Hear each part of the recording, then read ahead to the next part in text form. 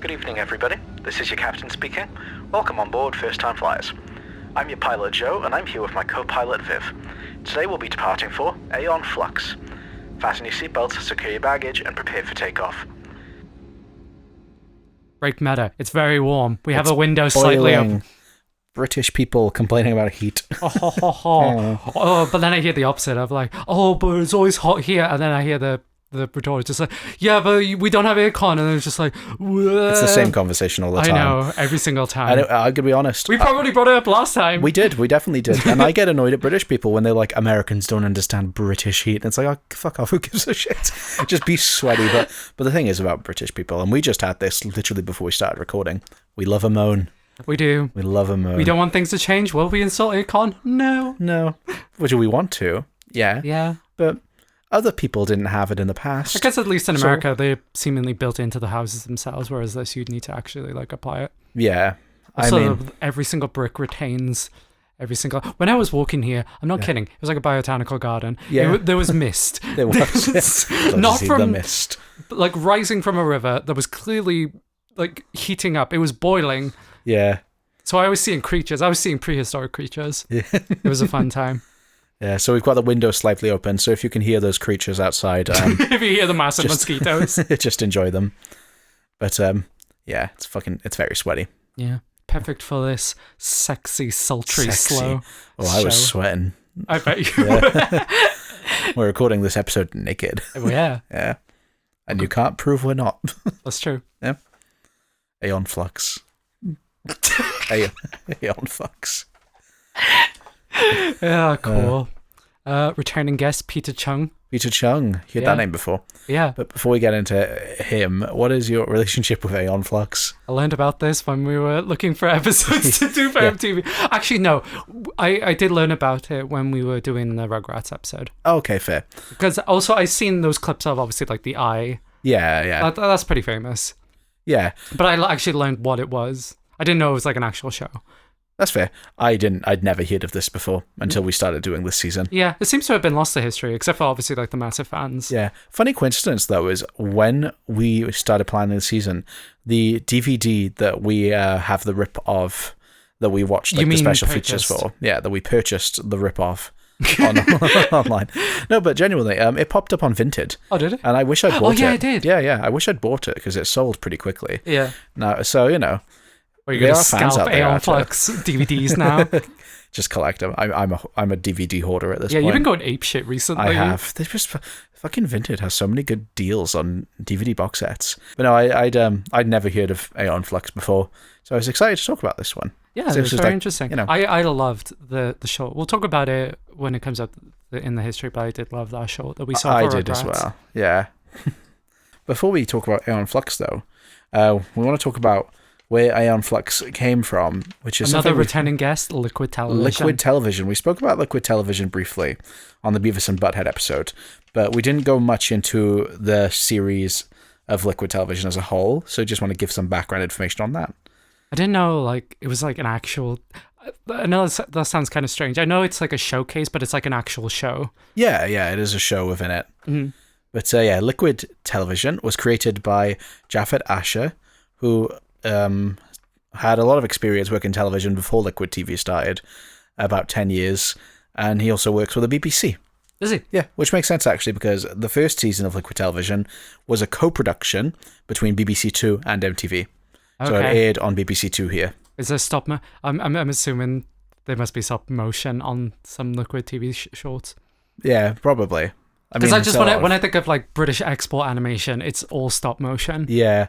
Well, to be fair, Liquid TV did bring animation from all around the world. It kind of introduced or helped introduce anime to a lot of people in the West in later seasons. Yeah. But yeah, there's not too much about the production and specific development of Liquid Television. I did see a video online that spoke about Asher saying how the attention of viewers was getting shorter, which I thought was very funny, because we talked about something similar in Beavis and Butthead. Yeah. About how people say that now. Kids these days can't even watch movies because their brains are so fried. Yeah. But the same things were being said in the 90s. So the idea was to have irreverent shorts that were kind of so wild and weird and unique that it would keep them hooked. Mm-hmm. So they'd see one and then kind of think, well, I've got to wait to see what's next. Yeah. Like, that was wild. A precursor to TikTok. Yeah, in a way. I mean, I do see some incredible animation just like scattered about, like short form content that wouldn't necessarily work, or at least people don't have the budget to expand on them. So I really like these sort of showcase shows that are able to, like, not to repeat, to show it. Yeah, no, it's true. Yeah. And like you said, back nowadays, we've got stuff like YouTube and TikTok where people can just kind of post these things. Mm-hmm. And, you know, if you seek them out, you will find a lot of independently animated shorts, and some of them even become quite big. Mm.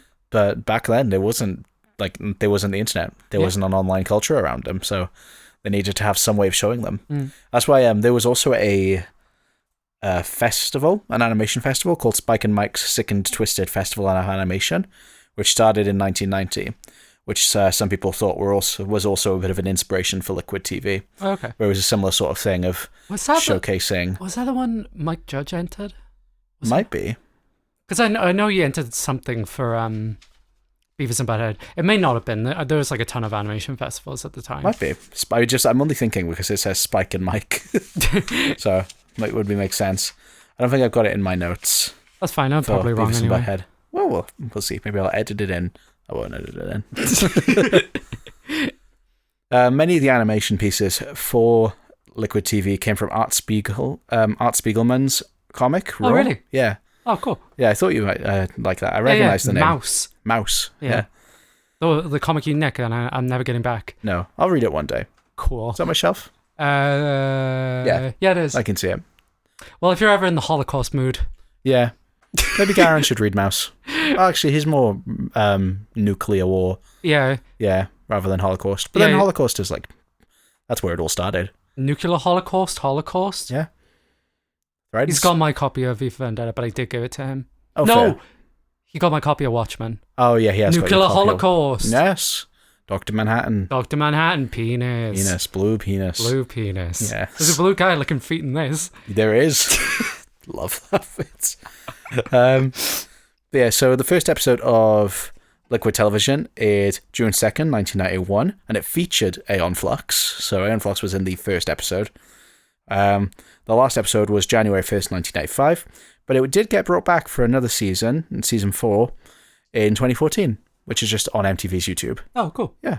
Liquid TV had 4 seasons, 27 episodes, and it ended in 2014. It was very inspirational in terms of animation. Lots of people think we wouldn't have stuff like Adult Swim if it wasn't for Liquid TV. Oh, yeah, definitely. Yeah. Cartoons wouldn't have been for adults if it weren't for Liquid TV. Oh, wait. We would have still been watching Postman Pat. Postman Pat. Give me give you a cartoon character? Sure. I was going to say Ben 10. No, I'm trying to think 90s. Wait, what was Postman Pat? Oh, maybe late 90s? What, Postman Pat? Yeah. I feel as though that feels like a 60s show. Really? It's probably not. It's probably the 90s. I want to find out. It feels timeless. Yeah. Big part of our culture. He's giving Thatcherism. I don't know why. Definitely doesn't exist in a pre-Thatcher world. Yeah. Postman Pat. 1981. 1981. Thatcher's written. Thatcher's written. Postman Pat's in fucking V for Vendetta. It's a good thing he wasn't a minor. Postman Pat would have broke the fucking... he would have been a scab. Yeah, he would have. Yeah. Join your unions, people. Yeah. He was Welsh, wasn't he? I'm not making that up. No, you're thinking of Fireman Sam. Oh, Fireman Sam was Welsh. That's why I said he was our culture. Yeah. Oh, damn. Oh, well. Postman Pat was English, is he? Postman Pat was English. Oh, definitely voted Thatcher. Was he? This is Postman Pat episode. Hey, listen, we're going to speedrun this otherwise. From Cumbrian. Cumbrian. Cumbrian. So he is English. He is English. Because Cumbrian is in Wales. Not Cumbrian. Even more Cut that bit out. confusing. Let me repeat. How do you say it? Cumbrian? Cumbrian.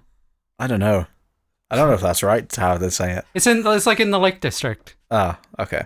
My uncle lives there. Oh, there we go then. Yeah. Oh, He lives in Postman Pat District. Oh, but he is English. Or my uncle? No. Postman Pat. Cut all this out. Or don't!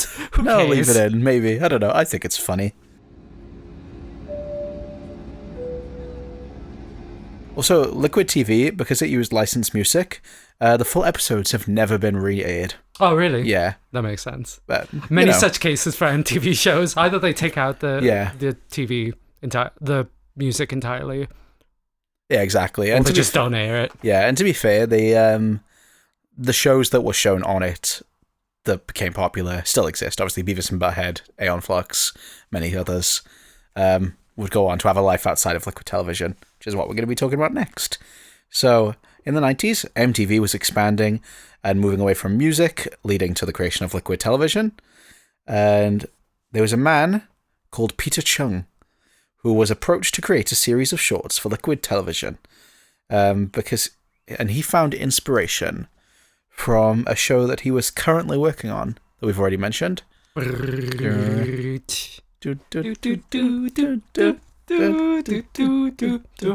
you'd like a full deep dive into Rugrats, I guess we've already done that. Yeah, we've covered Rugrats. I love Rugrats. First time we come across the short, it's absolutely wonderful. Yeah. It's beautifully animated. Everyone looks freaky as fuck. Yeah. Which is funny, because you can definitely see a through line between Rugrats and this. Yeah. Mm-hmm. But yeah, so Chung was he worked on Rugrats. He's a very acclaimed animator. He went to Cal Arts in 1979. He worked on the Animatrix. He worked on the Animatrix. He worked with Hanna-Barbera and Disney. He was a storyboard artist for the Transformers animated series and movie. He did art and character design for the Teenage Mutant Ninja Turtles animated series, and as we already mentioned, he worked on Rugrats. But it was his frustration with Rugrats that led him to want to make a more adult-aimed cartoon. He was felt very limited by working with babies, essentially, and in baby television. Yeah. It's funny, because like you said, Rugrats is very freaky looking. Yeah. But obviously it is still a show for babies. Yeah. I don't necessarily think it's the content. I think the way he was describing it, it was more like the actual proportions of a baby. Yeah, what a baby can do. Yeah. Which makes sense. To be fair, this is like the opposite reaction. These are the spindliest people. The longest beings, yeah. But there's still like a through line between them. I think there's can tell. There's that Egon Schiele influence, which I'm sure he'll bring up at some. Do you know who that is? I think I've seen the name, but I can't remember. It's a German. He's a German expressionist painter. Yeah. If I show you the painting now, you'd be like, "Oh shit, yeah, that's what it looks." I'll show you in a minute. But he contorts like anatomy to the point where it's like almost breaking. There's a ton of very specific shots within this that are pulling directly from his paintings. Yeah, that's cool. Like he like, you know how the characters were holding their fingers like in this sort of way at points, and they're holding them right up to the face? Yeah, that's from those paintings. That's cool. So Jafet Asher, the executive producer of Liquid Television, approached Chung and suggested he do something kind of spy versus spy, like, so that he could explore those animated adult territories. Chung wanted to do something unconventional in terms of how the show uses editing and story rules.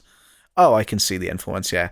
Viv is showing me an Egon Schiele. Yeah, Egon Schiele. Egon Schiele. Austrian. Went to a museum of his paintings. Yeah. They're huge. They're incredible. Awesome. He's one of my favorite paintings. Painters. Painting. Mm-hmm. You made a slight error.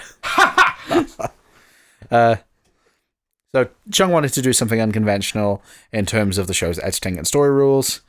Something in the past, something that in the past had caused conflict between him and show developers. Just kind of wanted to explore those out there ideas, and I imagine being quite limited. Like we said, not just with Rugrats, but a lot of the media he had worked on by that point was kid focused. Yeah, there's only so many boundaries you can push. Hanna-Barbera, which had a very streamlined approach to animation. Yeah, this is basically the complete opposite of it. Yeah, exactly. No dialogue, all focused on body movements and kind of abstraction. Yeah, less repeating. Not built on stock animation. Stock animation, exactly, yeah. They sold the idea to MTV based on one image. Aeon Flux, the character, on a mountain of corpses firing her gun at all directions. All this information, by the way, is from the documentary that's on the DVD, Investigation, The History of Aeon Flux, which is a very good short. It basically is Peter Chung explaining the history. So Peter Chung said, "We start at the end of her mission, so the audience has to figure out what's going on. We wanted viewers to watch the reruns on MTV to work out the plot." Interesting. Which is very funny considering I mean, it did get... Aeon Flux in particular did get re-aired. They showed the 2-minute shorts that make up the pilot week after week, and then before they showed the final short, they re-aired them all as a whole episode. So there were opportunities for people to sort of rewatch them and put things back together. Really, it's quite funny hearing them be honest and say, we just wanted people to watch it more than once. Peter Chung wanted people to see the other side of heroism, which is why it starts with violent action from the hero's perspective before showing the side effects of violence. I'll talk about it when we talk about the actual episode. It was always the plan for Aeon Flux to die at the end of the pilot as a subversive commentary on her futile mission. The 6-part serial aired November 30th, 1991, which formed a 12-minute pilot episode. And it was very confusing for me. Yeah, was it? Oh, yeah, it was. Well, oh, yeah. Not the actual episode itself. We'll get into it when we talk about the actual episode. More just like my understanding of what the shorts were and what the pilot were. I thought there were shorts prior to the pilot. No, the pilot is the shorts all put in together. Yeah, I completely understand why you got mixed up. And earlier when Viv messaged me saying, hey, have you got the original shorts? I also got mixed up and was thinking, oh fuck, there's something I've missed. Yeah. Because there often is stuff that we miss in these shows. But no, from my understanding, it was those the 6 2-minute segments that aired on Liquid Television were then made into one pilot episode. And it makes sense. There are like definitely, well, not cuts, but you could see where one starts and another ends. Yeah, and yet they tell a full story. Yeah. Obviously, it's not a story in the conventional sense. No, it's very abstract. There's no dialogue. Exactly. And it all relies on images and music. Yeah, you kind of got to piece it together. But it's definitely one cohesive piece. Yeah. Which is funny because, if you go on Wikipedia, for example, it lists this as season 1, which it is season 1, but it is also one episode. Yeah. And then season 2 is a bunch of shorts that were also on Liquid Television. That's why it was fucking with me. Yeah. I was thinking what? And season 2 isn't each episode of season 2 is 5 minutes long, but they're kind of their own vignettes. Yeah. And they're not chronological? As far as I can tell, it's hard to say because they're 5-minute shorts essentially of Aeon Flux, because we'll go into why, but she doesn't die. She does die, but she comes back. Yeah, it's like a repeating thing. Yeah. Of her going on different missions, but always dying at the end. Yeah. And then season 3, which is the first full-length season, so it's arguably season 1, is the full... We're up to 20-minute episodes, and it's a full show. With voice acting and an actual cast. Yeah. The show was incredibly popular on Liquid Television, which is why a full series was produced. So John Andrews, the producer, said there was an audience for the more esoteric animation styles. And Liquid Television had a lot of leeway in what realistically would be a struggle on the series, because they really wanted to make Chung's vision showcase in a full series in season 3, but they understood that they had to make it more accessible for audiences and also meet different television standards. So in the full series, then they added dialogue and voice actors. You've got Denise Poirier as Aeon Flux and John Lee as Trevor Goodchild, but they also try to hide a lot of the euphemisms and sort of more sexual shit, yeah. And they said a lot of it got past MTV anyway, but they couldn't be as explicit as they are in the Liquid Television stuff. Yeah, that's true. Yeah, they got kind of freaky, even in the first episode. Really, yeah. Yeah. So the character of Aeon Flux was not meant to be in the series, but MTV pushed to keep her, despite her dying at the end of the pilot, which is why they decided to go with the she's always dying idea. That's kind of surprising, given how... I feel so that's insinuated, even at the very end. I'm not sure if this was decided before they finished the production of the last short of she's one of many. Yeah. Because you had that, you had the computer screen where it's just a ton of variations, more or less. Yeah. So I interpreted that as she works for some sort of agency where she is one of many. But it's less so, it's literally her. Oh, like literal clones. Yeah, right. I was saying it's more, she's one of many agents. Right, I understand and they changed that, which is maybe what they were going to go for instead of you seeing the agents. Right. Where they then decided, no, we'll just see her. Did you see any of it, of season 3? Yeah, I watched the first episode. Oh, okay. So I've watched the pilot, I watched all of season 2, and I watched the first episode of season 3. Did you watch any of the commentaries? Yes, I watched the commentary for the pilot. Yeah, that was really good. It was really cool having basically the guy who did the animation. I know it was a bunch of different animators. Yeah, but the main force behind it. And the sound designer Drew as well. Newman, yeah. Yeah. It was just great because I felt like every time Peter Chung was just like, oh yeah, we were trying to do this, he stops himself being like, actually, no, I'm not going to explain it. Like, he definitely has a very specific interpretation of what is going on. There is, and I'm glad, because I have got kind of my understanding of what is happening, but I don't even know if that's correct. Yeah. I like that they play with that. And, we can talk about the plot when we go into the episode proper and sort of try and piece it together. But yeah, it's very clear that Chung had a vision of what he wanted to do. Yeah. And he worked quite closely with the different animators and people at MTV to sort of bring it across. Because he says in the behind the scenes, he was always interested with experimenting with visual narrative. Yeah. So exploring a story without any dialogue and trying to create a style of telling a story with animation that was influenced by the usual kind of things that you see. So like you said, how the characters move their bodies rather than through speaking. I do think it was interesting as well in the commentary when he was discussing like the actual design of Aeon. Yeah. He mentioned how he never really brought up the sexual aspect of it, and more just coming from it from an animation perspective of he wanted to focus more on the physical body, the movements, rather than necessarily focusing on the clothing. Yeah, because you could criticize this for it being very sexual, and Aeon's outfit is very sexualized. I would never criticize something for being sexual. No, you wouldn't. but especially thinking if he compares it to comic designers, there is a conversation to be had about how comics and animation dress women to suit like the adult male gaze. And I'm not saying that wasn't influencing him, but it is interesting. Yeah, exactly what he says is when you focus on the clothes someone is wearing, it's about the costume and not the person. Yeah. And he wanted to focus on the person. Although the show is sexual, there's a lot of like sexual undertones, overtones at points. Yeah. The design itself I never sort of read as sexual. If that is kind of strange. I know she's like basically naked, but it's more... It's not sexualized. It's so this is what I found interesting about Egon Schiele's paintings as well. Yeah. They're so stretched and alien, but they're still human that it becomes uncanny in an interesting way. It's interesting to think, like, and I think of this in granted, saying this with perspective of man, with the male gaze in different ways. I think that it's interesting when we see a character like Aeon Flux's design, where you could see like her breastplate and she's wearing the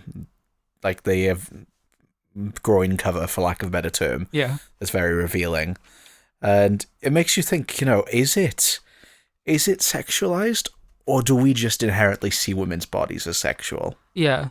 I think that both can be true. Yeah. Because, for example, that thing that's on her groin is literally called in the behind the scenes the chastity device. so they definitely were aware of that aspect of it. But also, if anything, Aeon Flux as a character is strong within her sexuality. Yeah. So it doesn't seem like a detractor. It's not exploiting her body for the pleasure of the viewers. I'm not sure how later on it's how her character is because at least in the beginning, her character is very skeletal. Yeah.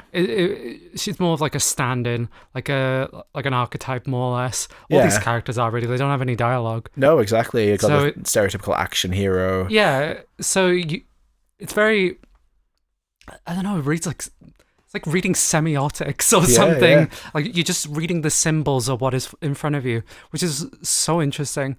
But what did you think of it? I really liked it. Yeah. I really liked the pilot. Yeah. And I liked season 2's vignettes. Yeah. I do plan on continuing to watch this. Yeah, there's not much of it. However, I will say the second the dialogue started, it's not that the dialogue is bad, it's just I do think the show loses a lot. I was going to say, it seems like so much of the mystique and the artistry is in the movement, it's in the animation. And not the dialogue can't contribute to it. It's just you're appealing to like different parts of the brain almost. Yeah. I think that if it was one of those things that had already had dialogue, I wouldn't have even thought about it. Yeah, I think that's what works so well about the Rugrats pilot as well. Yeah. Again, it's the dialogue it's The a very lack of dialogue. The when lack of it has. dialogue. Everything's expressed through the animation, the colors, and the designs. So seeing it translated into obviously something more adult, and it's definitely going for bigger ideas. I Yeah. don't necessarily know what they all are. No, that's fair. But yeah, you liked the pilot. I like the pilot. When I first watched it, I was thinking to myself, like, this is cool, but I definitely admire this more than I necessarily enjoy it.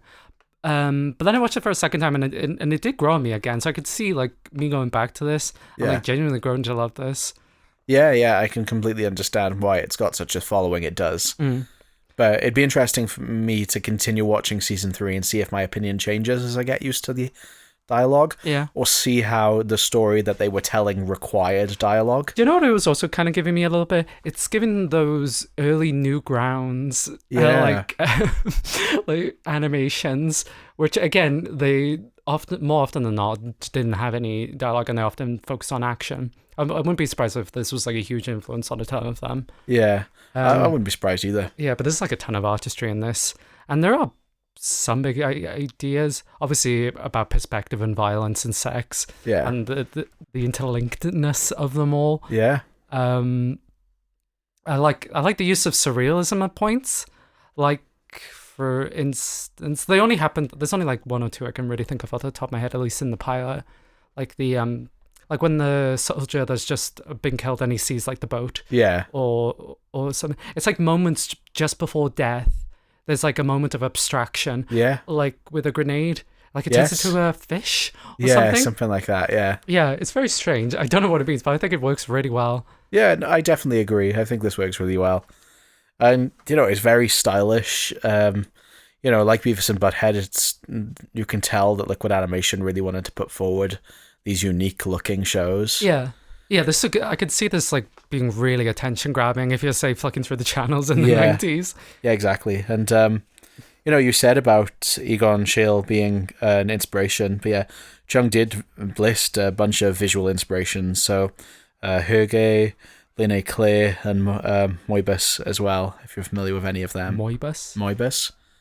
Moebis. Morbius? It's not Morbius, or at least it's not spelt like Morbius. Spell it again? Moebis. Yeah, Mobius. Mobius! Not Morbius. Yeah, I know Mobius. Okay. He's like a very famous artist. Maybe I spelt it wrong then. No, that's how he spelled it. That's how he spelt it. Yeah. Oh, my bad. Okay. That's good. No, he was a huge... He's a massive inspiration for a lot of science fiction. Oh, okay. That's cool then. Like design. Yeah. Yeah, his stuff is great. Awesome. So, we've already mentioned him, but the music was created by Drew Newman, who also worked for Our Real Monsters, The Grim Adventures of Billy and Mandy. There was also Peter Stone of the band Exorcist, served as the assistant sound editor for the MTV series. Very cool. And we've heard this name before. Klasky Supo's record label, Tone Casualties, released the soundtrack on physical media. Klasky Supo is the production company for Rugrats. They did change the name on the physical media though to AF because of the lack of licensing permissions from MTV. As fuck. AF as fuck. Dragon Ball as fuck. Who's a Dragon Ball AF? Dragon Ball as fuck? Yeah, it's a very classic Dragon Ball AF with like Super Saiyan 5 Goku, where he's like fucking massive and silver. What are you on about? What? You've never seen Dragon Ball AF. It's like a very old is this Dragon like Ball Super Saiyan 100? No, it was Super Saiyan 5, I think it was. It was like a very famous old Dragon Ball fan comic or something? Or fan manga? Oh, yeah. Have you seen Super Saiyan 100? No, I don't think I have, actually. Look it up. I want it to be all here. You're in for a wonderful treat. Is it like these ones? That's the one. Yeah, so that's so cool. I genuinely think if they did that for a one-off, yeah, that'd be tight. That'd be tight as fuck. You couldn't keep editing that, but if Goku just does that like once and then wipes out a guy. It looks like the spaghetti monster. I think that looks kind of sick. Yeah. Oh, look at that. That's tight. Yeah. I think if you had that like show up in a movie just once. Yeah. And then he's like, I can never do that again. It will kill me. Yeah. Here's a fun bit of something I had to learn because I thought it was going to be really important for understanding Aeon Flux. Yeah. Did you learn about the philosophy? Yeah. Go for So it. the title, Aeon Flux, might be a reference to the Gnostic notion of Aeon. Are you familiar with Gnosticism? I am not familiar with Gnosticism. I opened the Wikipedia of it, and then I was just like, I'm not reading this. It took me a little bit to get my head around. It's essentially an umbrella term to describe beliefs that share characteristics, which in my head is kind of most religion. Yeah. But I don't know if that's how that works. I know that later on in the series, they touch on, like, because there's, like, two societies, isn't there? Yeah. There's, like, one that's, like, complete, like, libertarianism, do whatever the fuck you want, then the other's, like, totalitarianism, right? Yeah, seems like it. Yeah. So maybe it plays into that. But Aeon within Gnosticism is what Gnostics call a divine being who inhabits the plemora or heaven.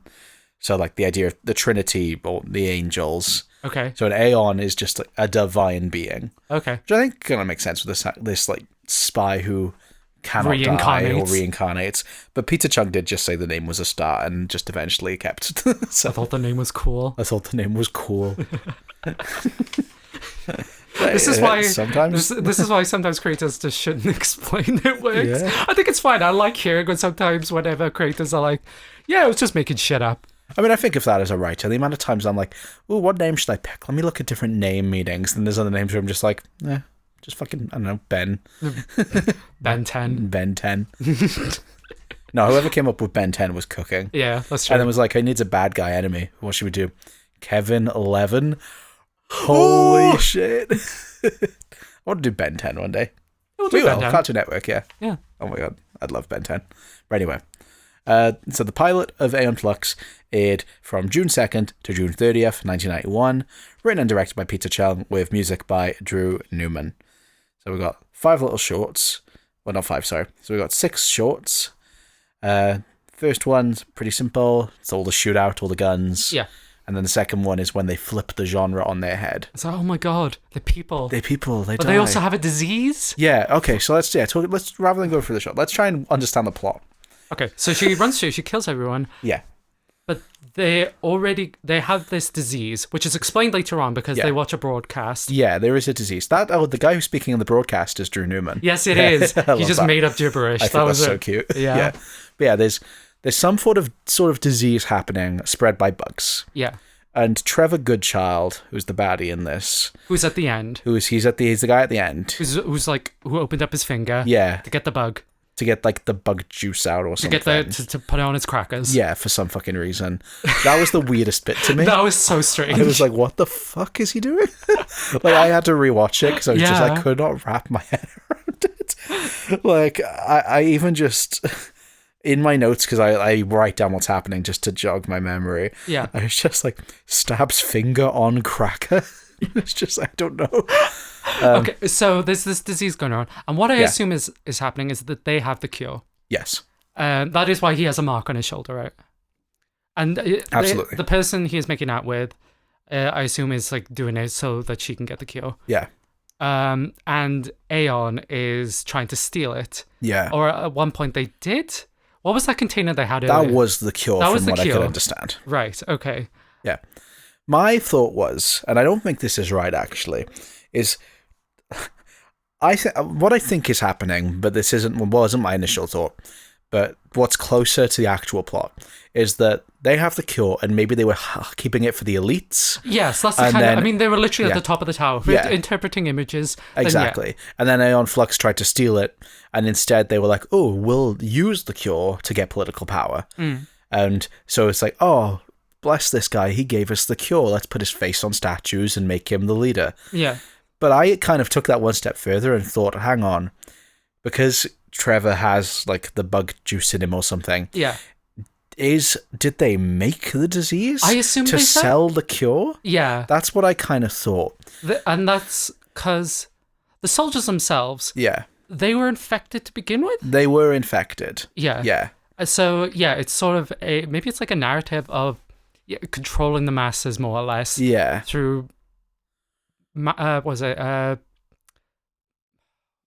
manufactured consent, basically. Yeah.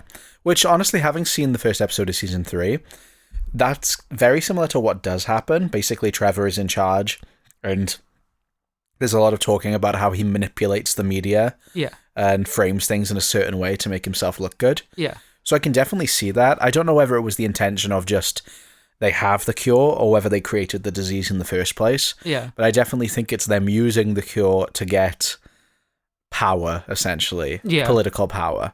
And for whatever reason, Aeon and the company is trying to stop them. Yeah.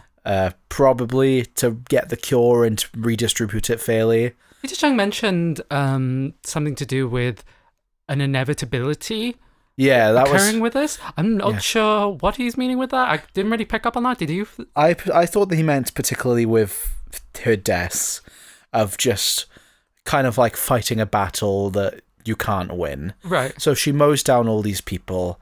She kills all these people, but the wealthy and the powerful have already won essentially. Right. And yes, she could have shot. She's but so like with the ending, it's more interpreted that she's one of many. Yeah. This cycle will continue. Exactly. That's why I think it's sort of an inevitability. And stuff like, what takes her out isn't the bad guy being smart, isn't her being overpowered, is there something as simple as a nail in her heel that makes her fall off a ledge. And explode. Which is a fucking horrible way to die. Yeah, that sucks. Yeah. That was great tension building of just constantly showing nail? shots of her with a nail. Yeah. Yeah. I think it's reminding me of fucking A Quiet Place, where the nail is on the step. But I think there's a difference. Chekhov's nail. I think there's a difference between knowing there's a nail and someone is going to stand on it to there's already a nail in someone's shoe. Yeah. That's a really good tension building scheme. Yeah. Because someone will eventually stand on this nail. It's like, it's going to happen when they enter that room. So, for example, in Quiet Place, it's like, oh, she's going down the steps, she's going to step on the nail. Whereas with Aeon Flux, it's already in her shoe. So it can literally be at any moment. Yeah, that's true. Yeah. To the point where I kind of wish that I didn't know she died going into this. Yeah. So the shock happened. I know, I shouldn't have watched the documentary I know. first. That's the thing when you're researching stuff. It's hard to know what order to do things in. To be fair, I would have been so confused the entire time. Yeah, exactly. But yeah, I completely agree. I think that's what they are going for, of some form of fighting the endless fight with people who are politically powerful. Yeah. It was interesting that Peter Chung was saying that he often felt that shows could often be didactic, like they're preaching like a very specific thing, or they're just for entertainment, and he wanted to go for something like sort of different. Yeah. And I would say he succeeded. I don't think this is didactic, but I definitely feel as though it's expressing certain ideas, like with power and violence. I definitely think so as well. And I think this sort of way of doing it is probably the best way, like coming to your own interpretations of it. Yeah. Like, I like the repeated use of like fish imagery and fishing. Yeah. I'm not sure how to connect it, because I know they're moments of surrealism, but they do feel like they connect in sort of a specific way. Because even at the end, the blue guy rises from the ocean. Yeah, and that's his true. tongue is kind of fish-like, for lack of a better term. Yeah, because they said that like this was like their version of like an afterlife. Yeah, which I thought was interesting. I love the ending. Because you're gonna have to explain like the ending with me, not her going to the afterlife, but like the stuff with like the comics and. Do you know what I'm talking about? Yeah. Because so do you mean the fact that there's a guy buying a foot fetish comic? Yeah. Yeah. I mean, I don't know. I thought it was just kind of a visual metaphor of just kind of connecting what a random person is doing to her in her idea of heaven. Yeah. Yeah, I don't know. It's interesting. They definitely mentioned something about it in the commentary. Yeah. Just kind of the connection between this guy is exploring something that, she is also exploring. Yeah. Yeah. Well, I think returning to this, I think we'll generally have like different interpretations going back to this multiple times. Yeah, absolutely.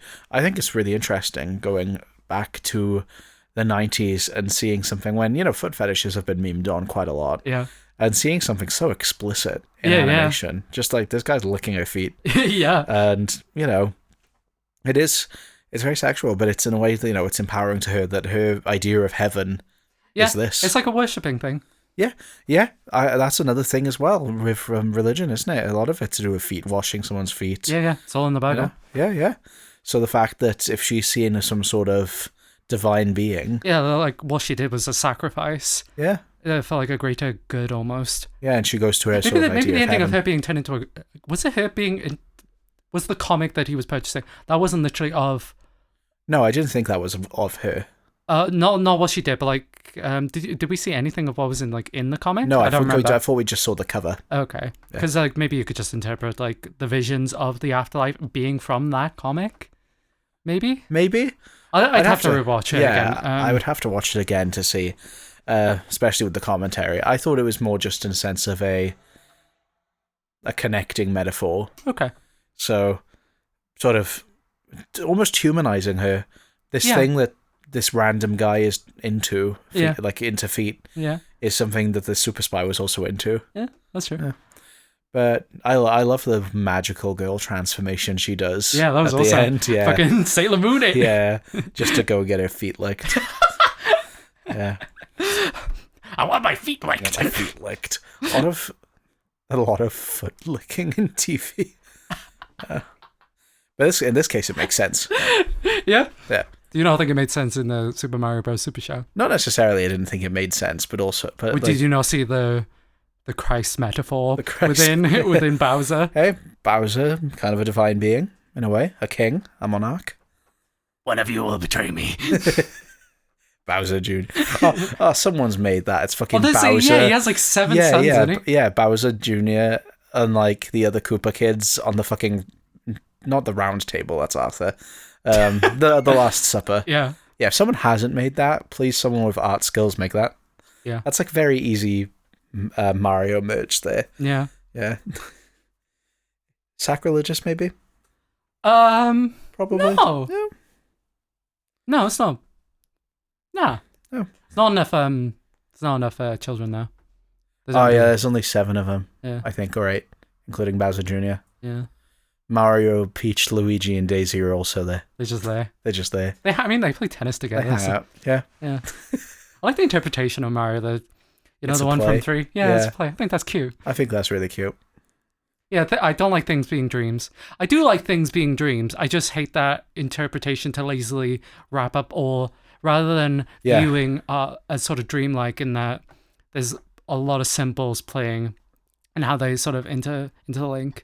So I like that extension of dreams and play sort of work off each other. I don't like it when it's a dream, especially in a horror. I hate when it takes the stakes away.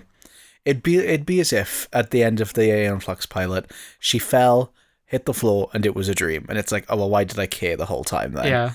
Yeah. We do another podcast, All Hail the King, where we talk about Stephen King stuff, and I can think of examples of Stephen King stories and films where this scary thing is happening, and then something happens where you're just like, well, that was clearly not real. And it's like, oh, it was a dream. That's why I think it works so often in, say, like David Lynch's work, where the whole thing is more or less I like things having dream logic, not necessarily textually being a dream. Yeah.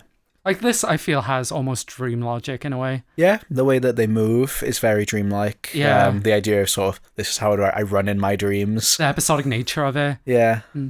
How it does stitch together, but also you kind of got to fill in the gaps. I wonder if they had I'm sure they had character models, but they weren't like sticking to them very hard. Yeah, I really liked one of these season 2 episodes. Each season 2 episode ended with Aeon dying in different ways. And one of them, she's attacked by a big bug, and it's the spindliest thing you've ever seen. And she's swinging on monkey bars away from it. It comes behind her and grapples her. It looks kind of like the Cloverfield monster. Oh yeah. Yeah.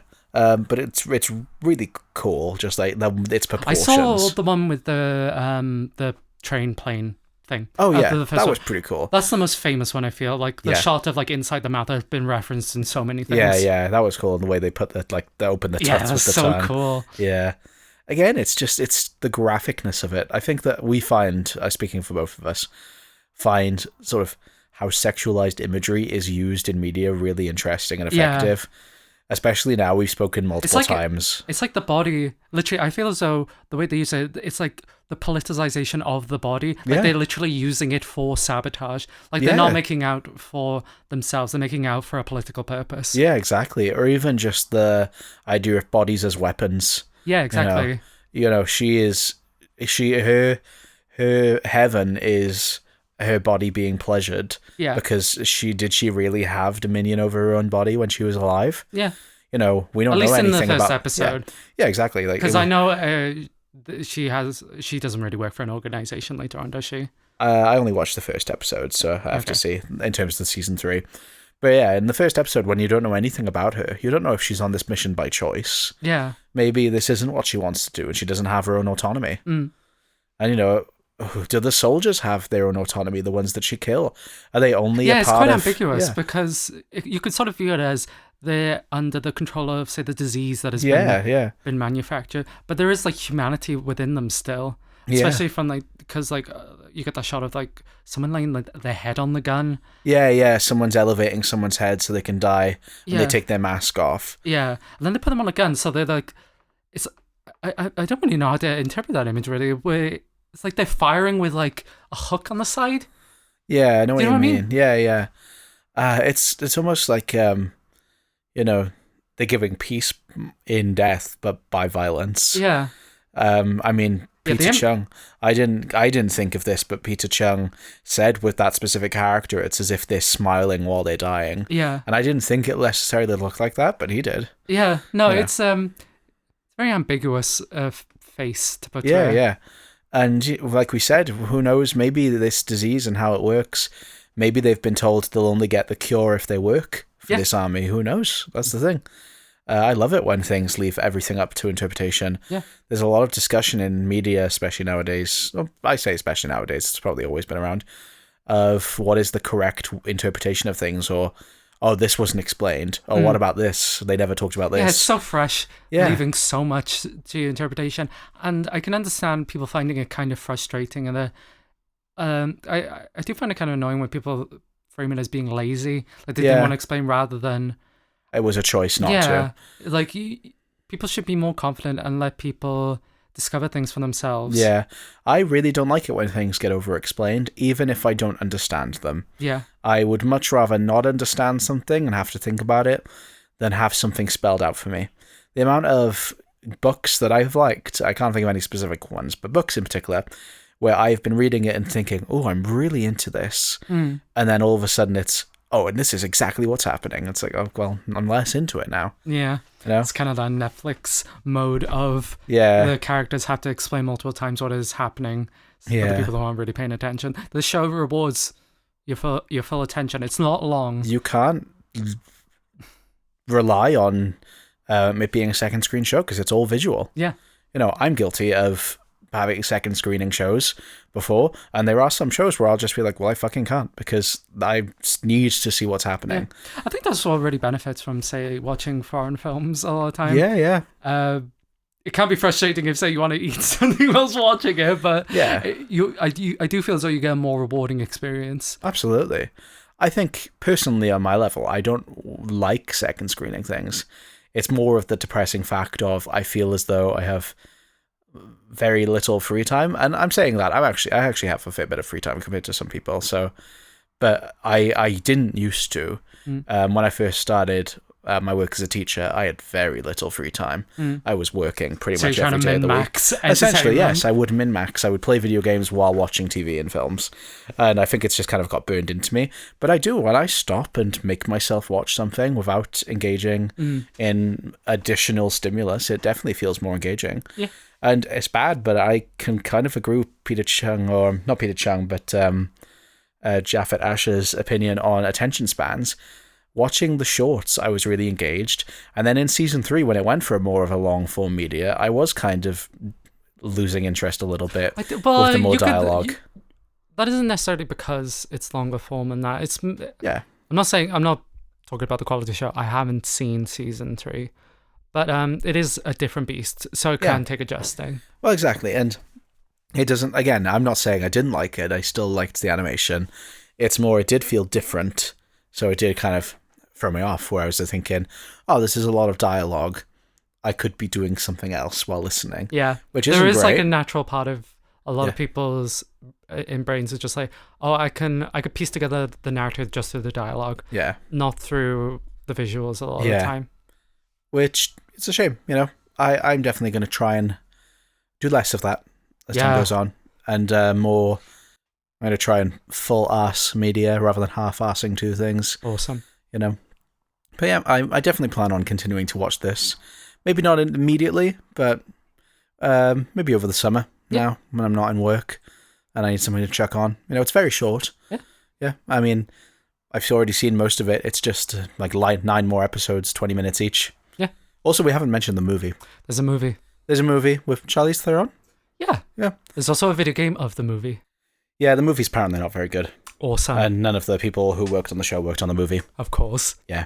So I haven't watched the movie. We did see it in a charity shop recently. The movie? Yeah. Did we? When we went to the charity shop by the cinema for Garen's birthday. It was there. Maybe Garen didn't show you. He showed me. It was there. Yeah. Oh, fair enough. And he was like, "We can get this?" I was like, "No." No. The Aeon Flux subreddit has a total of 596 members. And they're all insane. No, they're all cool. So Yeah? 88 upvotes. Hell yeah. Yeah, so that's almost a fifth of the whole Reddit. Someone just said iconic. Someone said awesome show ahead of its time. Peter Chung's style is amazing. It set a new standard of animation shows in the USA. Even today, the shows are relevant and watchable. Wish they would do a few more shorts with Aeon and keep adding them every couple of years. And someone responded with, I'd settle for just a good movie. Same. Yeah. Well, it'll be kind of different now. It was such a specific period of time in animation production. I don't even think... I think it'd be cool if he was able to get the budget and such, but... Yeah. I think it would lose something being digital. I don't know why. It's hard. We recently watched the Avatar Last Airbender movie, which, if you remember our Avatar episode, we said we weren't actually that excited for. But with it coming out, I ended up getting really excited and wanting to watch it. And the animation's great in that, but almost too good. Yeah. It kind of takes something away. We were saying this earlier, we're British and we just love being miserable. We love a moan. Yeah. It's like, it looks to be too fair, nice. what I had problems with mostly is the story, not necessarily the animation. Yeah. But I did have... I was thinking, like, this is a bit much. Yeah, I completely agree. So, if there was a way to redo it with, like, kind of the janky aesthetic, there is a TV spot that's included in special features that is incredibly smooth animation. It's only, like, 20 seconds, and it does look amazing. Yeah. But it obviously has the same style and technology that they were using at the time. Yeah. So it's more pushing what they already had to its peak. Mm.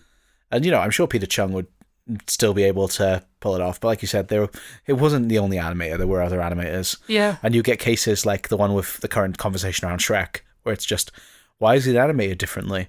Because we don't know how to do that animation anymore. The processes change. Yeah. You get different teams together who all bring their own unique skill set, and usually I'd be fine with that, but this has like such a specific aesthetic that I feel as though you need this sort of team, and who knows what they've probably all disbanded. Yeah. And all doing their own things, and that's probably better that way. Yeah, I'd love to see more stuff inspired by this. And I'm sure there's definitely. stuff out there. I would love another Peter Chung project. That'd be fantastic. Oh yeah, I definitely need to look more to like what he's done after this now.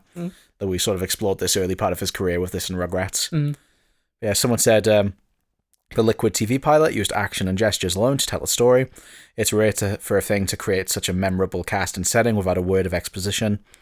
When the half-hour episodes debuted, the newly added dialogue served more to a misdirect than explain. It helped flesh out the character interactions, but kept the motivations mysterious. Okay, that sounds interesting. Yeah, I can see that with... Then they talk about the first episode of season 3, and I can definitely understand that with how it kind of...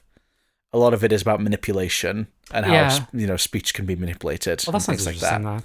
Yeah, I'm glad they're doing something interesting with the dialogue and not necessarily just turning into like because like a big part of this is that the motivations are so ambiguous. Yeah. So to see that carry through with the dialogue, it's just like, oh, that's good. Well, when it started in season 3, and I was immediately kind of put off by the immediate inclusion of dialogue, but then there was a bit where he's taken over the city, and the leader of the city has gone missing, and it was an interviewer speaking with Trevor and saying, "Oh, so you hadn't seen him prior to his disappearance?" And Trevor saying like, "No, I have no idea when. I never seen him." Only for the interviewer to be like, "Oh, that's funny. I've got video footage of you." Oh wow, with him. Very Exactly. So aged really well. But it's that sort of thing where how would you do that without dialogue? Yeah. And I'm sure there's many more cases like that when it goes on.